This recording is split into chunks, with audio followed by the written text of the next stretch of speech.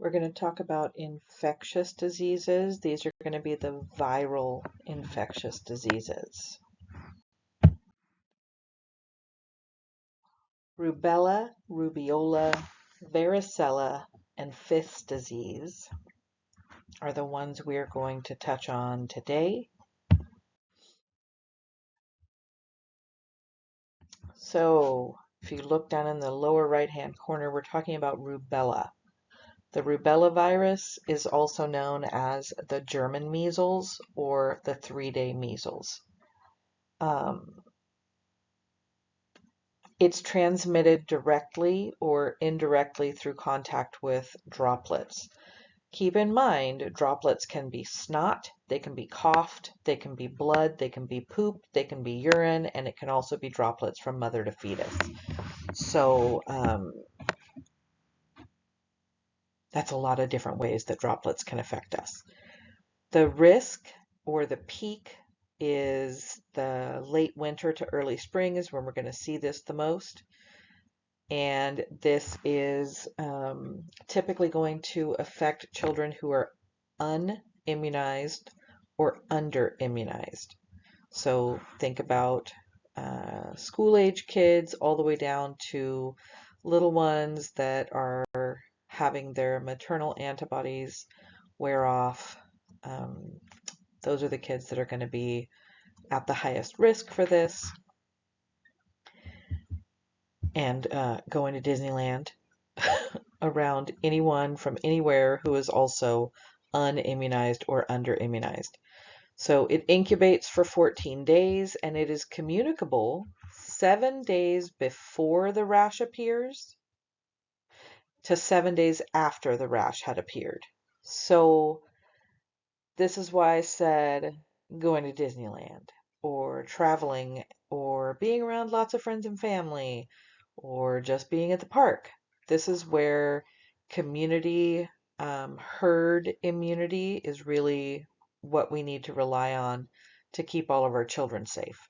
So for 7 days before you even know your kid is sick with rubella, they've been spreading it around like hotcakes. So the cues are a rash, a low-grade fever, they're tired, they have upper respiratory symptoms, they might have some mild itching and mild joint pains. The complications can be as severe as encephalitis, thrombocytopenia frequently develops. Actually, I'm sorry, that's rare. And there are the possibility of miscarriages and fetal demise and congenital malformations if a pregnant woman who is or under immunized comes into contact with droplets from someone who is carrying or passing rubella. The medical management, unfortunately, is just supportive. We can't make it go away.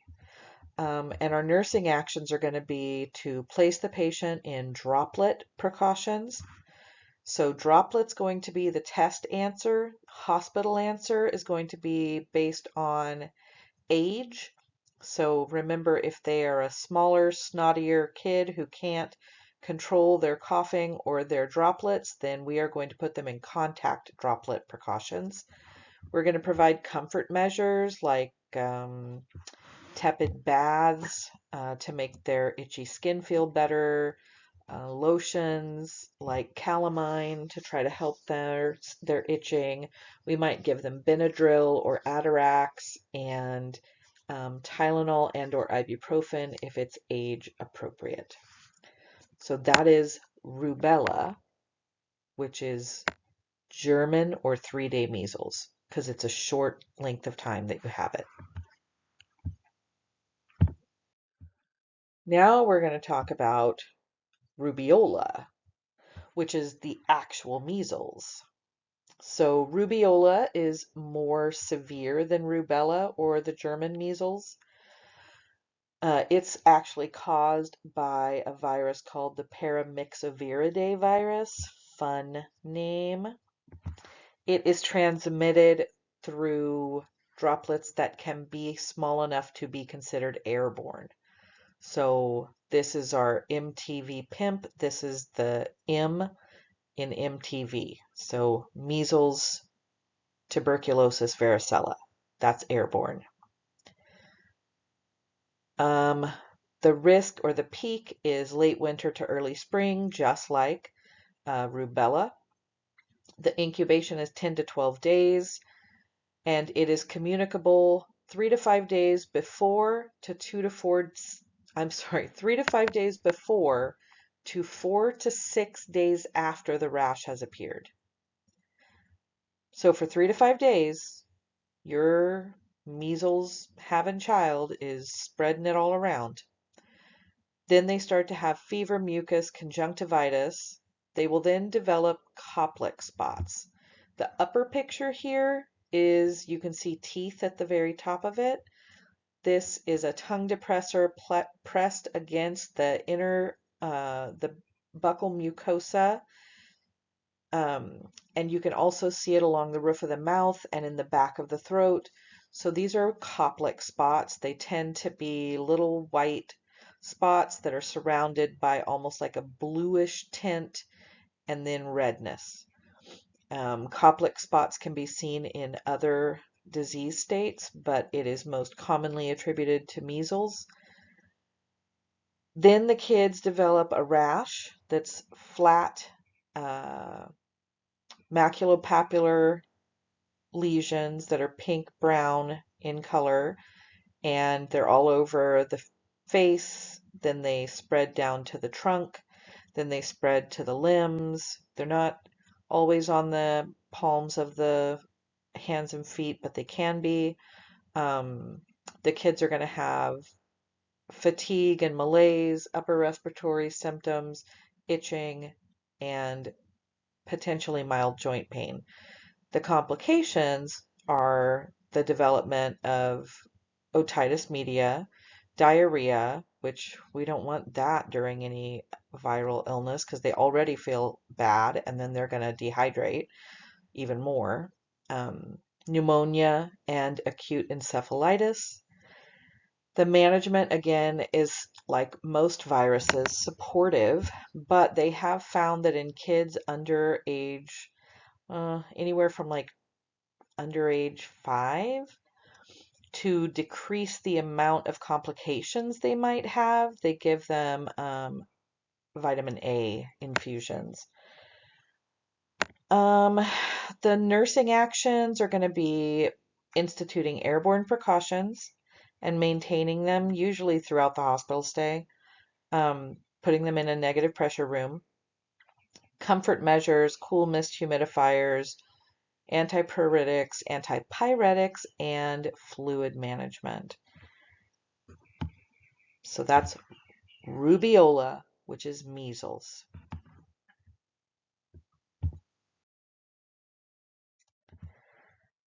Varicella, or chickenpox, is caused by the varicella zoster virus, which is a herpes simplex 3 virus. It is transmitted through direct contact, usually with the nasopharyngeal secretions of an infected person, but it can also be spread through airborne droplets. It can be spread mother to fetus.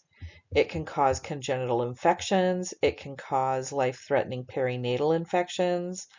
So any parent who wants to hold off on vaccinating their child, who also may be pregnant at any point while one of their children is alive, is putting their unborn child at risk. So it's all the more reason to vaccinate.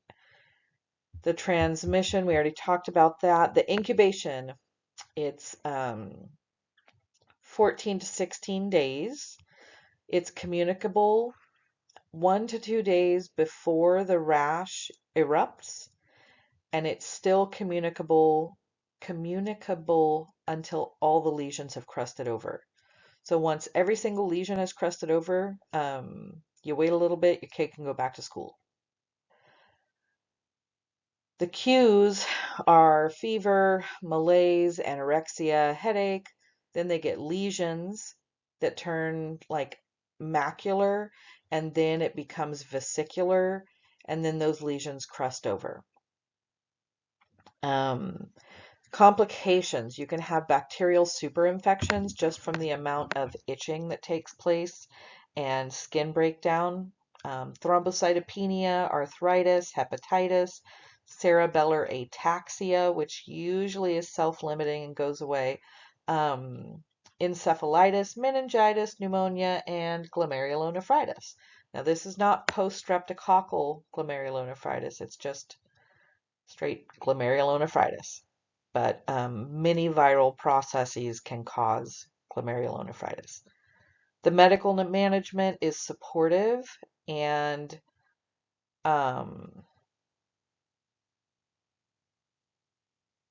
we can give vitamin A to these kids. And the nursing actions, it's airborne precautions and comfort measures, antipyretics, and sometimes we can give antivirals if they are adolescents. But usually in a child, we're not going to give any antiviral therapy. All right, this handsome little devil has Fifth's disease, which is also known as erythema infectiosum, which sounds like a Harry Potter disease. So erythema infectiosum basically means it's an infectious redness, right? So we also call this slapped cheek appearance. So when your kid is coming in looking like we've slapped them across the cheeks, um, and they might also have um, a lacy rash all over their trunk or exposed regions. It looks like if you laid lace over them and then spray painted them red through the lace and then lifted the lace off. It's all the spots with like sparse little areas of skin in between it. So those are the cues. They're frequently going to have fevers and just feel kind of yucky. It's a 4 to 28-day incubation period. And then by the time you see the rash, they're not even contagious anymore.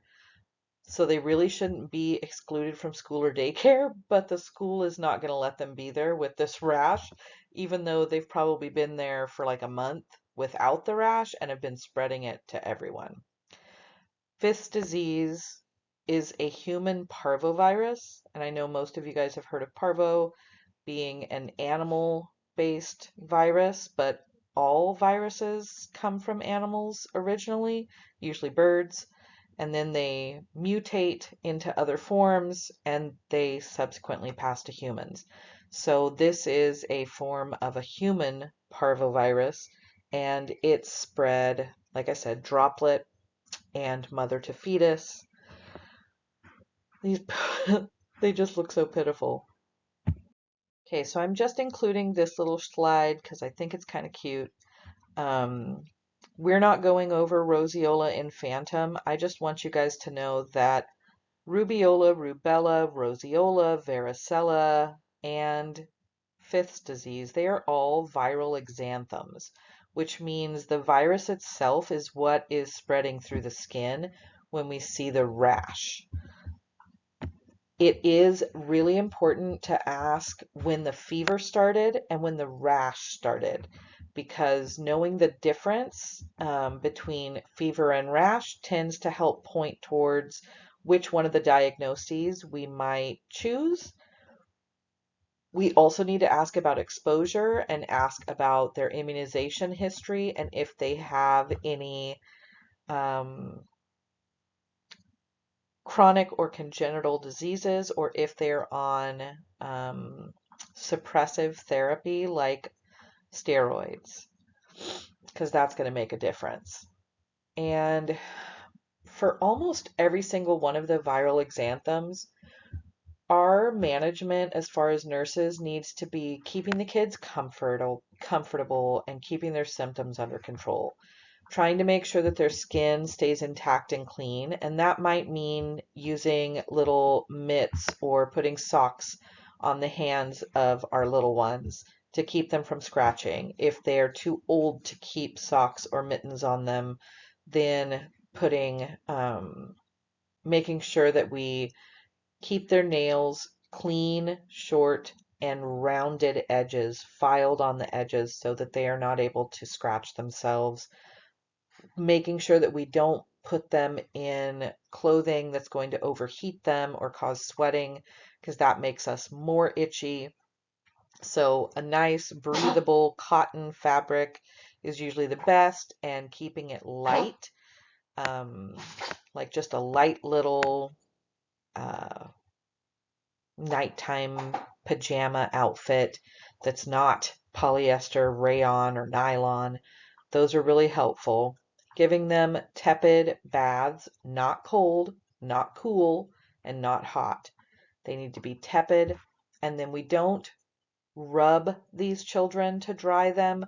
We just pat them dry, and then we can coat them in soothing, unscented creams and or lotions. So like calamine lotion can be helpful. And then any kinds of fluids that we can get into these kids, we're going to do. If all they will take is popsicles or slushies, let them have it, because we need to keep them hydrated.